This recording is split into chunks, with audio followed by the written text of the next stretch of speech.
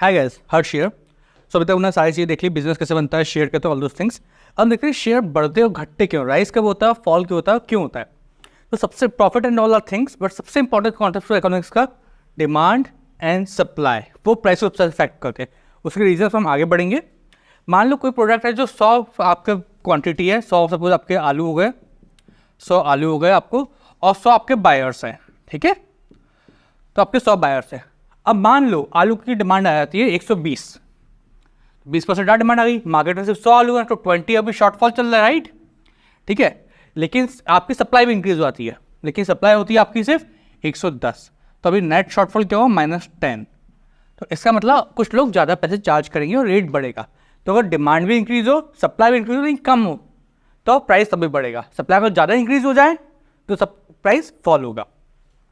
Demand मान लो decrease हो गई, मान लो 80 आलू की डिमांड आपके पास, ठीक है, सप्लाई अभी भी 100 आ रही है।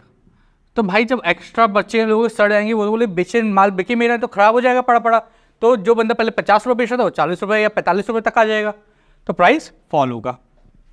डिमांड कांस्टेंट रहे, 100 के 100 आलू ही चाहिए आपको, लेकिन सप्लाई डिक्रीज हो जाए। जैसे आपने देखा कई बार जब टमाटर से करोड़पति लोग बन गए, 50 रुपये का टमाटर 300 रुपये 400 रुपये तक चला गया, लोग करोड़पति बन गए। सेम प्याज में होता है, क्या लोग उतना ही खा रहे हैं, ठीक है, बट सप्लाई पूरी होर्डिंग कर दी गई, ठीक है, उस चीज़ को रख लिया लोग दे नहीं रहे। ऐसे शेयर में भी होता है। आपको एग्जांपल समझाइए कि जब शेयर में लोग बेचते नहीं है, बड़े हैंड स्ट्रॉन्ग हैंड रख लेते अपने पास, सिर्फ लिमिटेड फ्री फ्लोट होता है। जो फ्री फ्लोट का कॉन्सेप्ट आता है ना, फ्री फ्लोट की सप्लाई अब कम हो गई, क्यों, लोगों ने अपने शेयर बेच नहीं, वो इकट्ठे करे जा रहे हैं, ठीक है, तो फ्री फ्लोट कम हो जाता है। तो उस केस में क्या होगा, डिमांड कॉन्स्टेंट है, सप्लाई आपकी अगर 80, rate will increase and increase very fast, ठीक है। डिमांड कम हुई, सप्लाई कम हुई, सप्लाई कम हुई, मतलब डिमांड 80 आ गई और सप्लाई भी 90, तो क्या होगा, अगेन प्राइस विल फॉल, क्योंकि एक्स्ट्रा आपके पास पड़ रहा होगा।